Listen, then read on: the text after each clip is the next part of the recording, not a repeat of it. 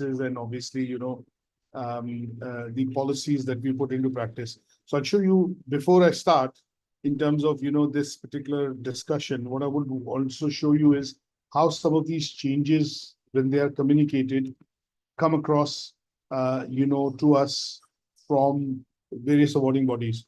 And when you look at these changes, these changes essentially are important because of the fact that when we look at reviewing or running and implementing some of these policies, what we get asked is a lot of questions related to, okay, you have a malpractice policy, okay, you have a plagiarism policy, okay, this is available, that is available, but have you put them into practice? Have you essentially, used these policies? Are they just on paper, or have we used them, at some stage to be able to, document and show that they are actually being put into practice and implementation when we carry out our day-to-day functions. So one of the recent emails that I got, from NCFE was changes to the center agreement and some of the policies which they, changed.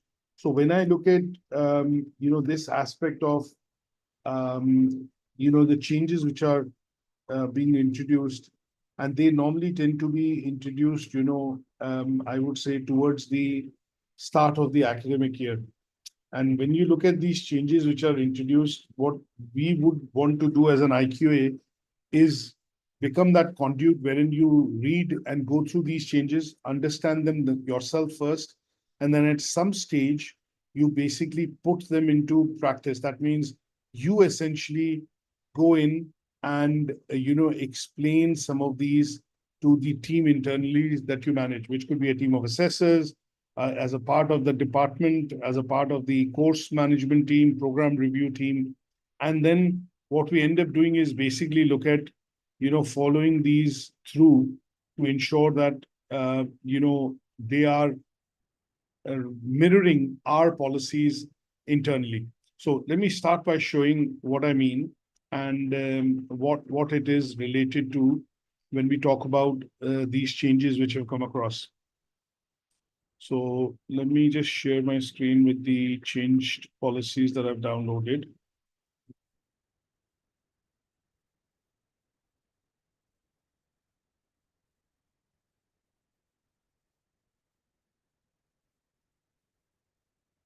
Just give me 1 second. Just struggling to find the email, which I have seen this morning and has everything in it.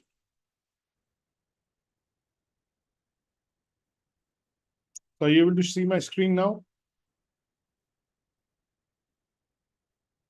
No, I can only see the this assessment criteria. All right, okay. Let me reshare the screen. I think it's got frozen.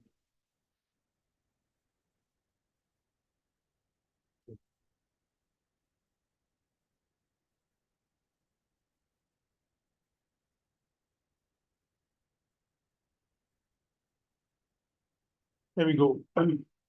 Now, this is one of the documents which has come through, and this particular document which has come through has essentially, a coverage of a lot of things, which I hope you're able to see the center agreement part of it.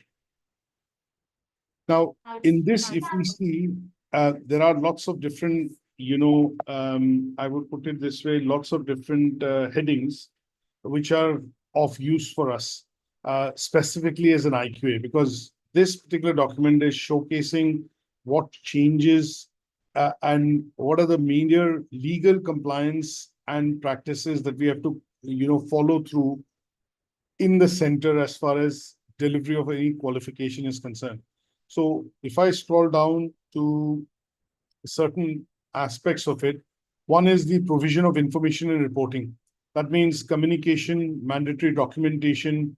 We are looking at your cooperation and, during inspections, if they have audits, how do you comply with it, and how do you provide data and information for the purposes of monitoring. Then you have risk management, conflict of interest, adequate availability of resources and arrangements to be able to teach and deliver this qualification, which is directly related to resource management and, preparation of resources or list of resources required for teaching and delivery, registration of learners, keeping records, quality assurance and assessment, which is the main bulk that we want to look at. Are we taking into account any reasonable adjustments or special considerations? Retention of records. Now, most awarding organizations require you to maintain a clear line of information in terms of retention of records. That means if they were to inspect, if they were to audit, if there was investigation, or if there was some sort of data which was required for the purposes of, let's say research or information, then there should be records available for the learners, evidence, the assessment records, the IQA records for a certain number of years. Now, most awarding bodies generally mention this for a period of 3 years. In some cases, it could be 4 years, and in some cases, it can be 6 years. Then when we talk about legal obligations, we look at policies which we need to have within the organization, and that would be qualities policy, data protection policy, health and safety, and obviously any sort of competition legislation or any sort of, conflicts related policy which we need to follow. And then clear documented procedure on appeals and complaints, anything related to maladministration and malpractice. If there are any withdrawal of products, we should be able to withdraw learners. And the IQAs, generally when they drop a sampling plan, we do see sometimes when unit certifications have to be done, or if the learner fails to achieve the full qualification, then in such cases, we would need to look at withdrawal of registrations and only unit certifications.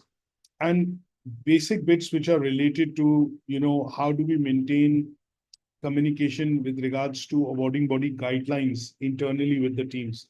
So this particular change which is introduced, or changes or additions, which are amendments which are done to, center agreements and various policies, have to be now percolated down by the IQA within the institution. And some of this would fall in the remit of the assessors, some in the remit of invigilators, some in the remit of examination officers, some in the case of tutors, teachers, and some in the case of facilitators. Now, this is one document, but if I show you the actual set of documents which I have downloaded, and they are to be looked at in a bit more detail, which obviously are only summarized in the agreement. These are the set of documents that we need to be aware of, which is access arrangements, reasonable adjustment. There is anti-bribery and corruption, appeals policy, which is directly related to grading, passing, and IQAs need to be aware of. Conflict of interest policy, diversity and equality policy. You have the suspected malpractice policy and guidelines, and how to detect malpractice. Although we have softwares like Turnitin and, plagiarism scanners, AI detection, but in some cases, what we need to be able to be aware of is how to detect malpractice when we talk about, exam-based qualifications, or qualifications wherein there are assessments done which are controlled assessments. Then you have the quality policy for awarding certification, recognition of prior learning, registration and certification policy, sanctions policy, special consideration policy, and you have whistleblowing policy. Now, are you able to see this part of the screen when I do a preview? Do you see whistleblowing policy blown up as a document? Yeah, I can see that. All right, okay. So now when we look at these policies, we look at these documents. So when I've downloaded them, as you can see, there's a document control part of it from NCFE. The date of review of this policy has been put in, and what is the next date of review. When we look at this, we have to go through as an IQA this particular policy and then replicate this if there are any changes, or mirror some of these into our own policy in the center. And these are very detailed documents, because what we need to do is look at this document and adapt it to what and how we implement this within our institution. So one of the things that we look at in the assessment criteria, if I relate to, it talks about apply relevant policies, procedures, and legislation in relation to IQA, which is internal quality assurance process. So what we are going to do is, when we look at the policies which NCFE has introduced, they are version controlled, they have changed, or there are some changes which have been introduced. We will need to look at what changes have been introduced, how they affect the policy within UK Versity. And in such cases, if there are changes that are required to be done mandatorily because they're a part of legislation, then in such cases, in our case, our policies would also need to be adjusted and amended in order to reflect these changes which have been brought across by NCFE. This is another one, which is a suspected malpractice policy and procedure.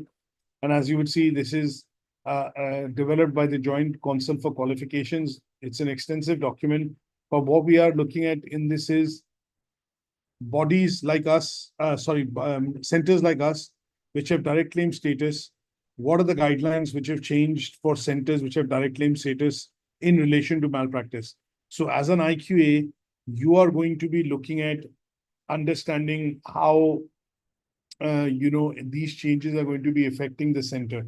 And what we have to at times do is basically look at reading this policy, summarizing and relating it to the changes that are going to be effective within the center, and then share them as let's say documents with our colleagues that we work with on a day-to-day basis. So assessors, facilitators, invigilators, exam officers, and tutors and teachers who are actually teaching and delivering this qualification. So in our case, if I look at this particular ecosystem of who all are involved in this process, when I talk about, say, just as an example, relate to Learning Outcome 5, and I talk about this process of let's say the process of the organization which takes care of functional skills at UK Versity, and I would show you an organogram. So this organogram would give you a very good idea in terms of the role of the IQA and how do you go about implementing this, within your institution by looking at following the changes which have been introduced in legislation, policies and procedures by NCFE. Just as an example, taking the case in point of NCFE, because we've just fresh come out of that visit. So as you can see, this is an organization that we have. So obviously the center manager and the center head, we have examination officer, invigilator, IQA, assessors. So one we have for maths, one we have for English, and then the course coordinator and their roles and functions that they need to perform to be able to understand how we teach, deliver, assess, and certify learners as far as functional skills qualifications are concerned. So this part of it is what we need to look at in the Learning Outcome 5, which predominantly talks about the bits related to how do we maintain legal good practice requirements when internally monitoring the quality of assessment. There are three different areas that we need to focus on. One is the use of reflective practice and CPD. So what we do get to see in most organizations is that when action plans are given, or when recommendations are given, or when standards are not meeting, or they are slipping what is being prescribed as per guidelines, then in such cases, what tends to happen is that we basically look at the process through which we reflect. And at some stage, we also get into the process of looking at continuous professional development, which is training and development, to be able to ensure that everybody is able to understand the requirements and is able to perform, maintain, and execute responsibilities to a particular standard or quality for that particular qualification that might be in question. And what we want to be able to look at is how does this plan of individual development relate to the IQA activities? How does it help us essentially to, let's say, maintain and monitor requirements related to internal quality assurance? Because towards the end of the day, what we are looking at essentially is following the guidelines which have been laid down by the awarding body, and ensuring the IQA, which is sometimes also referred to as the eyes and ears of the, let's say, eyes and ears of the, external quality examiner or assurer. And what they would need to do in this case would be to ensure that, they are implementing the standards which are required to be followed within, the awarding organization's part of it. And that is the bit that we would look at primarily when we look at this particular aspect of, the assuring of internal quality assessment. Now, in terms of the overarching, bits that we need to understand is that how do we maintain? So if you ask a question to yourself that as an IQA, if I put on the IQA hat, I'm the internal quality assurer, how do I maintain legal and good practice requirements within the center or within an educational institution? So there are a couple of things which come to your mind, which basically would be related to the fact that you would be looking at what are the requirements for compliance, what are the mandatory policies that you have to follow. And a case in point and an example that I would give you here is that assuming you were to become a center or you were to start delivering a new qualification from NCFE, what they would prescribe in the handbook, course handbook, would be to say that, okay, these are the minimum requirements in order for you to get an approval for delivery of this qualification. Now, these requirements could start with manpower requirements, resource requirements, teaching resources requirement, administrative requirements, and obviously quality and assessor related requirements. So if you imagine that if we were to start delivering, say, dental practice, diploma in dental practice, which is a level 3 diploma, which we're trying to, as an example, what we are looking at meeting from a criteria point of view and legal standpoint of view with NCFE is that we need to have a dental nurse who would be an assessor. We will need to have at least 1 or 2 qualified dental teachers or practitioners who are able to teach the contents and the units of the qualification. There would need to be somebody who is from within the field of, health and social care sector, who can act as an IQA to be able to approve the assessments. And we would need to have certain policies in place which would allow, one of the policies would be the practical, let's say the practicals that we would need to be able to support the learners with, which is wherein we need to have a tie-up with 1 or 2 dental surgeries to say that, okay, they can go across and observe how a dental chair works or how the equipment which is required to, use, what are the tools and, equipment required and are used within the dental surgery. And they would be the basic requirements. Now, when awarding body come in, they come in for the purposes of inspection. What they will do is they will physically want to check, monitor, meet the people in order to ensure that the requirements for the delivery of this qualification are being met.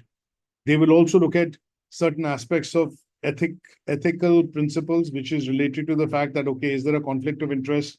Are there any areas wherein, the center requires, say, for example, augmentation of resources or manpower?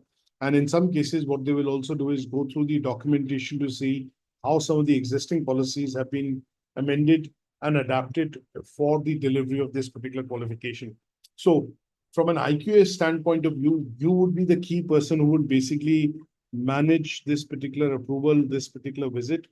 And it is here is where you would need to understand the legal and good practice requirements in order for you to be able to get this approval of the qualification and then start delivering it within your institution. So in some cases, IQAs look at other centers, they look at doing their own research, they look at other aspects of how some of these centers which have approval for this qualification are delivering it, what resources they have, what they put up on the website.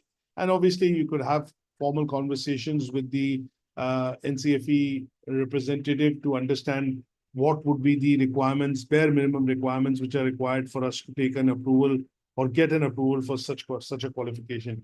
And in such cases, the IQA role would be to adapt and modify, and in some cases, amend some of the policies and procedures so that it can relate to this particular side of qualification that we are looking at delivering. And then this is what I've explained. And sometimes what does happen is that we do not have the requisite manpower or probably the people within the organization to teach and deliver that qualification. So the IQA would sift through CVs, look at trainings, look at the aspects of the existing staff, that is there someone who has qualification or experience related to qualification that we are trying to deliver. If not, then the sitting with the external agency or maybe a consultant or somebody in the HR to say that we would need to advertise this role, have this person in place. And if we are training somebody as a member of staff internally, then obviously a CPD plan would be put in to ensure that the person is able to get the relevant qualification, which makes him or her, let's say, eligible to be able to teach on that qualification or IQA on that qualification or assess that particular qualification. So these bits that we look at are the main points that we want to look at: documentation, continuous professional development, ethical principles to ensure that there is fairness, integrity, and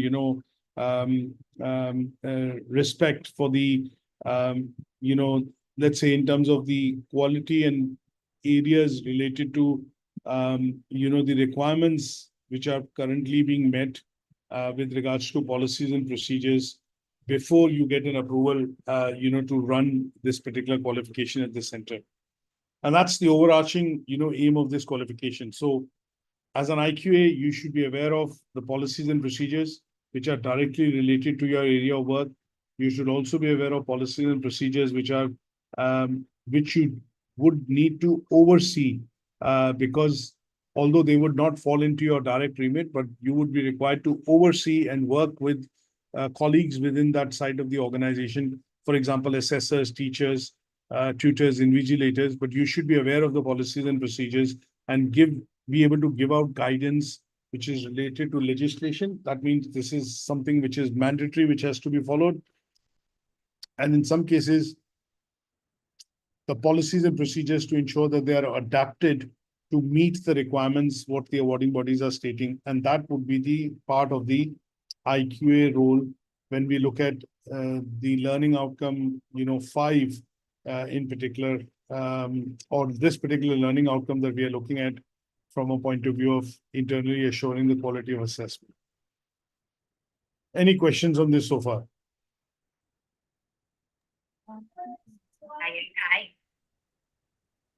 Thank you. No questions. Right. Let's get into some of the assessment criteria which this learning outcome is asking us to look into. So first part is apply relevant policies, procedures, legislation in relation to internal quality assurance. So the bits that we have discussed very briefly, things like the first part, what I would do is before you apply, you would need to identify which policies and procedures are relevant for the IQA process or the IQA role within the organization. So if I open the website up, which could bring up all the policies that we have, just as an example, what I would do is ask you to identify, what all policies do you think you need to be aware of as far as, this is concerned.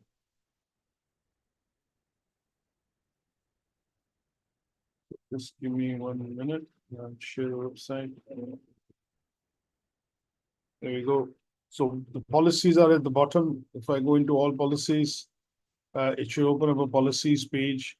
And these are certain set of policies that, although we have lots of different policies, but there are a few that we have to put out in open domain. And if you look at what policies as an IQA can you identify with, which you would need to be aware of? Complaints procedure, complaints. Yeah, that's one. Yeah. Appeals procedure as well, with the academic complaint and appeals procedure. Yep. I think conflict of interest as well is an important one. Yes, that's correct. Any other policies that you think you would need to be aware of in the IQA role?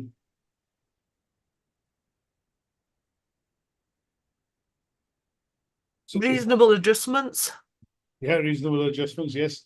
So if I put it this way, that most of the policies that we have listed here, for example, student complaints could be replicated with there could be an academic complaint, which is they're not happy with the grade, they're not happy with the decision that has been made on assessment.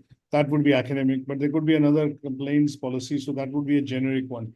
So if I look at the policies that you need to be aware of, which are related to legislation first, that means you need to be aware of this because this is a mandatory compliance. So things like anti-bribery, anti-fraud, and whistleblowing. If we put that across here, no, we haven't put whistleblowing. So these three policies would comply to legislation. Simply, health and safety is also legislation. Data protection is also legislation. So sharing of records, sharing of information, storing of information, retrieving of information related to data protection and GDPR. Health and safety. Equality and diversity as well. Yep, equality and diversity Yeah. as well, which is related to the Equality and Diversity Act of 2010.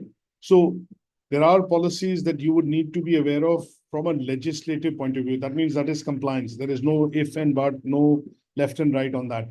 So there would be 5 or 6 such policies which most awarding bodies would ask you to, comply with. So if we start from the top very quickly, looking at, anti-bribery, anti-fraud, you look at conflict of interest, data protection, you look at examination policy in the case of NCFE, equality and diversity, you look at health and safety, you look at registration policy that all learners have to be registered within 28 days, and safeguarding, which is again a legislation as per the Safeguarding Act of 2013.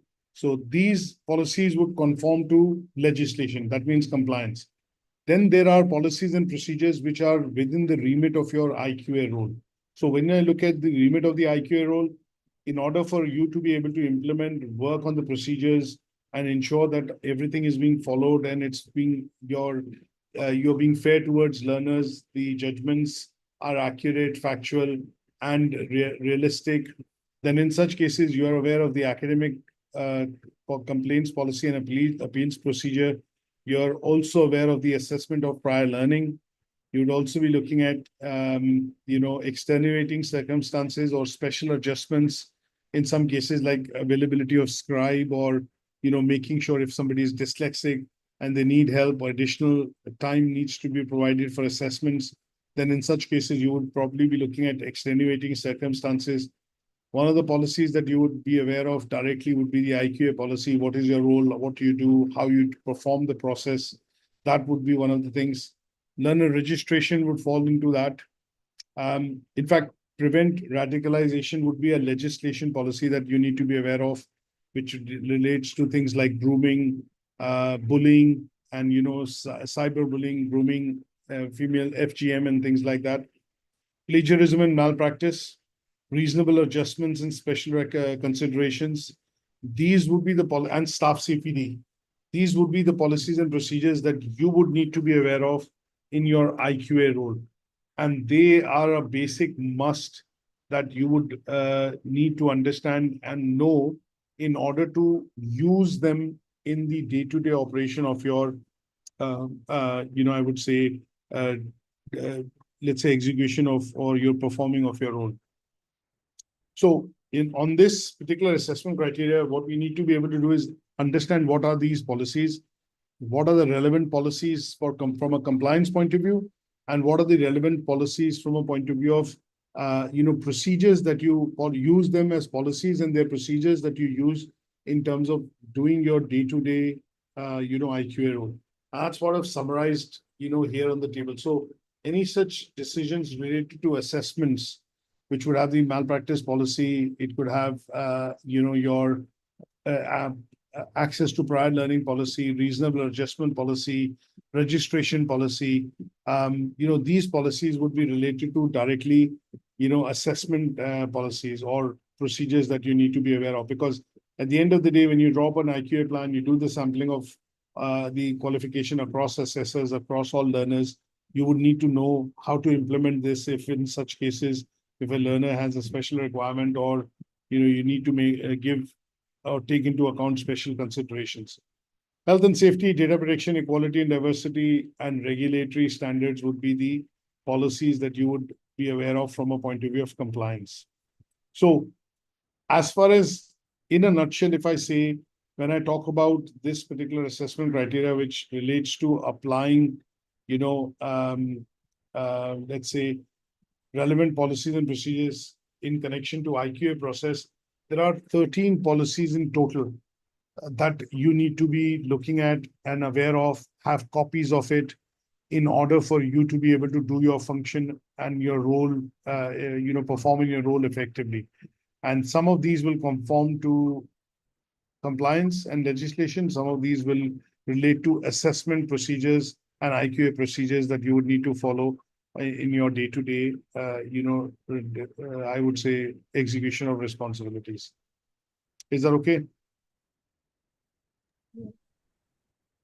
Now, Yeah, that's fine. Thank you. the second assessment criteria that we talk about is looking at critically reflecting on your own practice when you look at performing the role of an IQA. Now, here is where what I would suggest is that we need to look at a bit of reflection. Now, some of you, if you have no experience or no prior experience of working as an IQA, then what I would suggest is you will need to put on a creative thinking hat to say, okay, in the IQA role, these are things that I do. These are things that I do, and I do them monthly. These are things which I do quarterly, and these are things which I do annually. Now, what I would need to do is, in that case, look at how, in my case, obviously, yes, but if you have to think and, put on this thinking hat, and let's look at a question, ask the question to yourself that what is it the IQA does within an institution? What is the role of the internal quality assurer? What is it that you actually do? So if you look at answering this question in 2 or 3 points or 2 or 3, key aspects that you do, is that one, you're the custodian and somebody who's the guardian of external standards which are implemented within your organization. That's the first thing that you do. So you mirror what are the guidelines, compliances, legislation, policies, and procedures prescribed by the awarding body, and you implement them, mirror them within your organization. The second part that you do is you do monitoring. You actually effectively do audits. You do sampling plans, which are basically form of audits, and trainings that you do to ensure that these policies and procedures that have been formed within the organization are being actually complied with, are actually being implemented, are actually being followed when we are up against a wall or when we do face problems. And the last aspect of it is when we have external bodies which come in for inspections, visits, annual visits, then in such cases, you become the facilitator of the organization in organizing, monitoring, maintaining, implementing, and I would say, in short, organizing that visit with the external examiner or the assurer which is coming in to do the audit, annual monitoring, or inspection within the organization. So these are the 3 key roles that an IQA does, whether it's done on a daily basis, monthly basis, quarterly basis, or an annual basis. So if you have to recollect, one, on a daily basis, your role would be looking at actually drawing up sampling plans, looking at, learner evidences, assessments, and obviously ensuring that they are fit for purpose. They are essentially meeting the criteria, and they are mirroring, and they are fair and consistent, and are mirroring the policies related to assessments, grading, malpractice, and obviously achievement from an awarding body perspective. So there are policies of, malpractice that you see in awarding body, you have it internally. So we set limits. Now, the awarding body prescribes that you need to be aware of malpractice and what is maladministration. Malpractice is when you have similarity, you have collusion, you have learners working together to produce a piece of work, using AI to produce work. But how do you detect them within the organization? You have softwares and you have various tools and techniques through which you are able to detect this. One is visually, second is using Turnitin or equivalent softwares like PlaqueScan. And in third cases, use AI detection. Now, once this is detected, then there's a whole procedure that needs to be followed through with the learner so that this is not repeated. And that would be the day-to-day process. Drawing up plans to do sampling with assessors, and trainings could be done, as quarterly plans. So when you finish a semester or you finish a quarter, in such cases, there are trainings which need to be conducted, standardization trainings I'm referring to specifically, which would need to be conducted to ensure that the assessment processes are in line with the requirements of the awarding organization, and they could be documented as quality assurance processes that you do or follow on a quarterly basis. Now, some of them could be teaching observations, which could be done half yearly, which could be done once a year. You could have annual monitoring and development visits with the awarding body. You could have annual training events, external trainings that you attend with the awarding bodies, and they could be a part of your annual training calendar. And that's the third thing that you would normally do when you do reflect on your practice internally in terms of how you quality assure assessments within the organization. So some of the typical points that we need to look at in terms of coverage have been mentioned here. So for example, key topics, because it talks about reflection. So what are the key things that we do in terms of reflection would be looking at our own processes, looking at obviously best practices, looking at feedback from different sources, which could be IQA reports. It could be internal teaching observations, standardization meetings, staff meetings.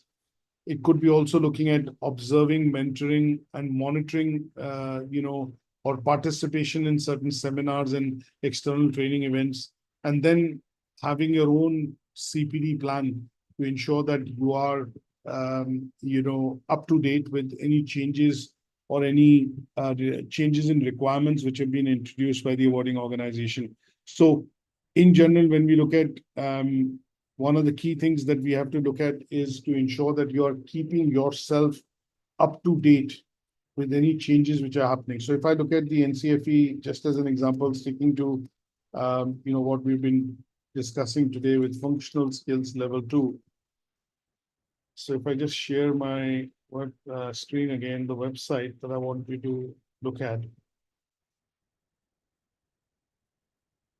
Now, annual monitoring visits that, say, for example, we've just had recently one, and these monitoring visits, introduced lots of changes in terms of the assessment material. So as an IQA, I would be looking at, what are the changes which have been introduced on a yearly basis by NCFE, if as a center we are delivering functional skills. So when I look at, things like some of the supporting material related to the qualification which has been given, I would look at some of these documentation, which would say, things like LORs, learning observation and assessment records, training documents, tracking documents, assessor instruction and guidance, and then FAQs. Now, if these documents have got updated, then, this is something that you need to keep a track of, essentially, because at the end of the day, you are looking at training, you're looking at sharing this information internally in order to ensure that everybody has the same knowledge and they're able to apply that knowledge and their skills to be able to effectively deliver functional skills qualification. Has there been any changes, in the supporting material, which, say, for example, the awarding body provides? Then we need to look at those bits as well, and then internally communicate that. So changes to functional skills invigilation, for example, is something that you'll pick up and you'll need to apply that by discussing it with understand what are the changes which have happened at your end, and then discuss it with the relevant person within the organization, like the invigilator, somebody who's responsible for invigilation, and you would need to communicate these changes to them with regards to so that they are familiar with it. If there are any changes in the guidance, like checklists which have been introduced for learners, assessors, facilitators, or coordinators, you would need to go through. And even in some cases, support handbook, for example, you would need to go through to understand if there are any changes which have been introduced. And those will need to be, you would need to keep yourself abreast of those changes, and they would need to be effectively communicated to colleagues who are responsible and, obviously, using them on a day-to-day basis for the purposes of, execution or completion of their roles and responsibility. So going back to how we look at reflecting on our own practice, when we look at the IQA role, you'll be looking at collecting feedback, you're looking at seeking information about best practices, which is looking at obviously awarding body guidelines or any changes being introduced. You're also looking at keeping a track of, your competitor activity by ensuring that if there are competitors, having done changes or, the way they teach and deliver qualifications, or if the guidelines from the awarding bodies have changed, then how would you look at, incorporating that into your own reflection to say, okay, this is something that is missing. For example, in most cases, we do find that most organizations do not run a session on, say, speaking, listening, communication, and do not inform the learners adequately in time of what the process and how the exam would be run. Now, in our case, we do run these sessions periodically with learners who are coming in to do the functional skills, and that puts them in good preparation when they arrive in the center on a day when the test is to happen. They're aware of the format, they're aware of the test, they are aware of the timings, what they're required to do, their role, the invigilator role, the examination officer role, and they are able to feel much more confident in appearing and participating in the test. And that would be something that we look at from a point of view of our own reflection in terms of what are the areas that we can look at improving in order to ensure that the qualification is being delivered in a very relevant manner and learners are able to pass and achieve the qualification in large numbers. So when we look at critical reflection, the idea here is primarily ensuring that at any given stage, when you look at, with a bit of hindsight, going back into the aspect of what could have been done to get learners to experience and obviously do the test better, or increase the pass percentage, or make the achievements better in terms of scoring and grading, then in such cases critical reflection as a process comes into play. So here we are looking at using experience and using the experience both from a descriptive, analytical, and a critical point of view to ensure that we are able to, let's say, support our learners to be able to achieve the qualifications, in larger numbers, or in, look at achieving a certain set rate of achievement, which has been done within the organization. And sometimes you look at, critical feedback that you get from colleagues, peers, and this particular critical feedback tends to play into, the reflection that you do in terms of how you would teach and deliver, or essentially look at, the aspect of teaching and delivery, and improve and recognize some of the challenges if they come, and then improve on what would be the process through which you'll bring in your experience, your academic, expertise, and some of the best practices by taking help of external examiners and the reports and the feedback given to ensure that the delivery of the qualification is done in a way which is meaningful for the learner, provides them a good experience, and they achieve. If there are challenges that you face, then you're able to overcome these challenges along with the learners, and they're able to achieve the qualifications. So critical reflection in general, tends to be quite important, because without which you can have students which can come away with experiences in classes or in sessions, and they can be, they could create, they could, let's say, I would put it this way, they would not create a good experience for the learner. So reflections are done in a way wherein we want to ensure that things are being done as per standards.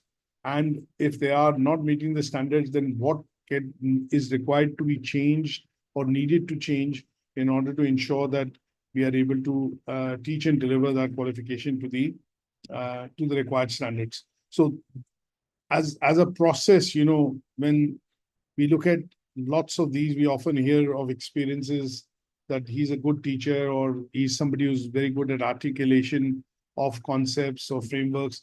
What essentially is happening in that case is that the teacher, assessor, tutor is actually understanding the requirements of the learner, using their experience and their skill set to be able to then teach and deliver something in the class or online, and that is meeting and conforming to the requirements of the learner.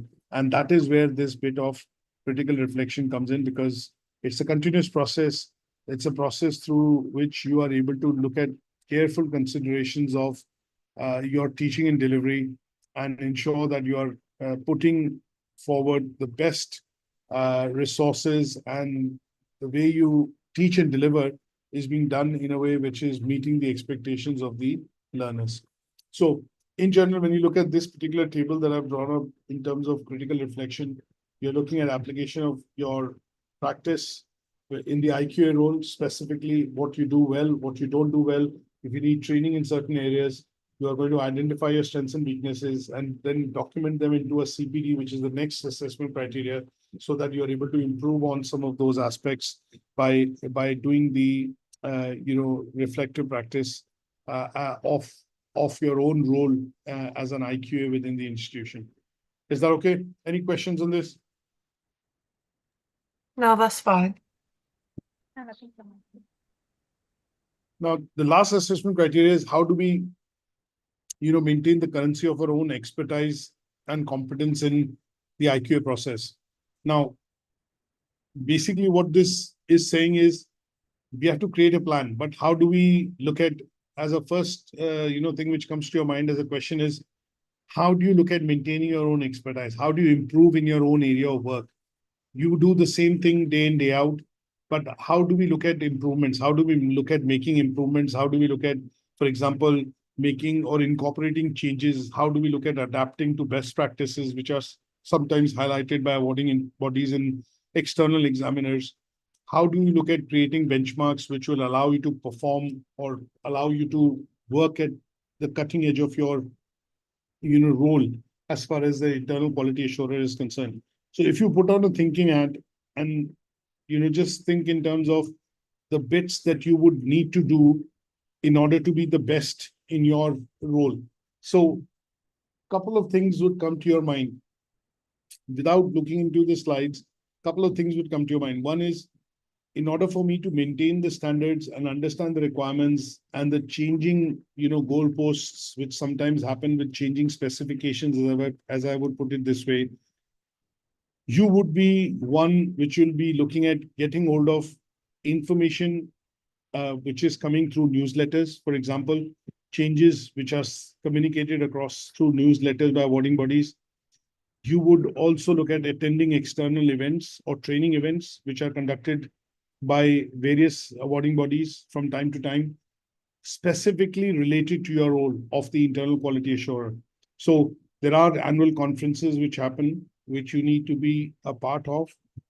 And these conferences conducted by the awarding bodies essentially tend to share the best processes, the best practice, and also any changes which are relevant to the delivery of a particular qualification.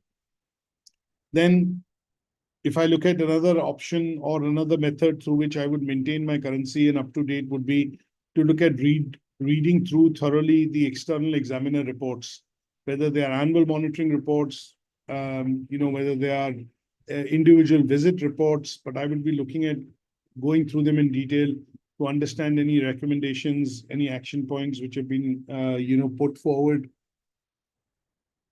I would say, against any of the, 5 criteria when they look at quality assurance, assessment, learning experience, teaching, and administration, and, requirement of resources. So any of the 5 areas, I would keep a close track on understanding if there are any areas that need to, have changes being done, or in some cases, if they need any updates or upgrades, essentially, specifically for resources, as requirements and awarding body specifications change over a period of time. So those would be the areas through which I would look at maintaining my currency. Now, one of the other areas would be that if I'm a lead IQA, I would also have my line manager or the quality manager or the head of compliance within the organization, and my line manager would also be providing me feedback, which would come in through annual appraisals. And that would also give me an outlet, or essentially an avenue through which I would be looking at making further improvements to ensure that, I am obviously maintaining my own expertise in the area that I work in. So these would be some of the ways through which you would look at maintaining your own currency in terms of your expertise when you look at working as an IQA within the institution. Now, the task focuses on creating a plan. Now, how do we look at creating a plan?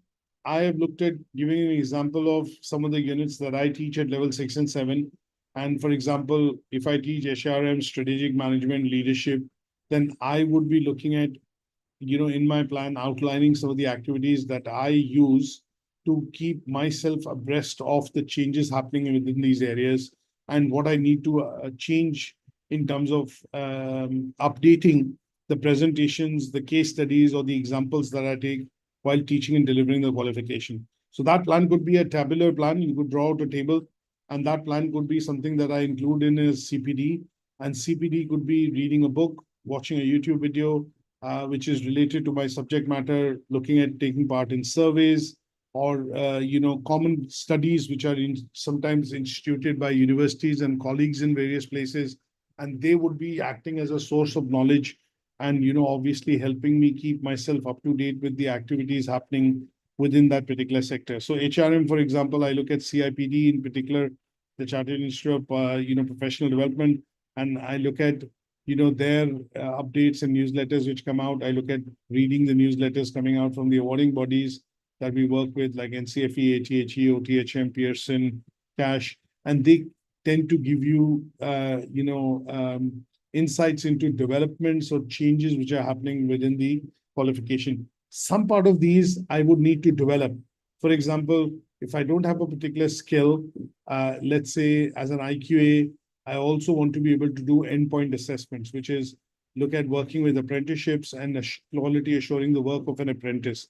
Now, in such cases, I would need to do a qualification, and that I would document as a part of my CPD in my plan to say that at some stage, what I would want to be doing in my role as an IQA is also do IQA for apprenticeships, which is basically looking at observing them at their place of work. And in such cases, I might need to do a qualification or an add-on certification for the existing qualification I have. And that would be a part of my CPD or career development plan. So I might put that in as a plan to study as a course or maybe undergo some training, and that would come into my CPD.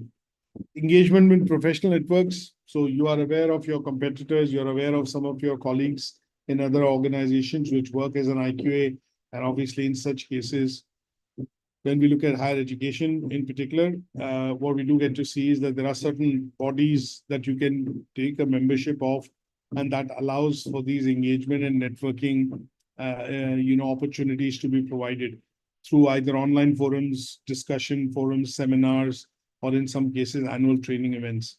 And they would be allowing you to, keep yourself updated with, the changes happening in the IQA side. You could also do collaborative and peer learning. You could also do your own research. You could decide to study, further, you train further or take further qualification within this area.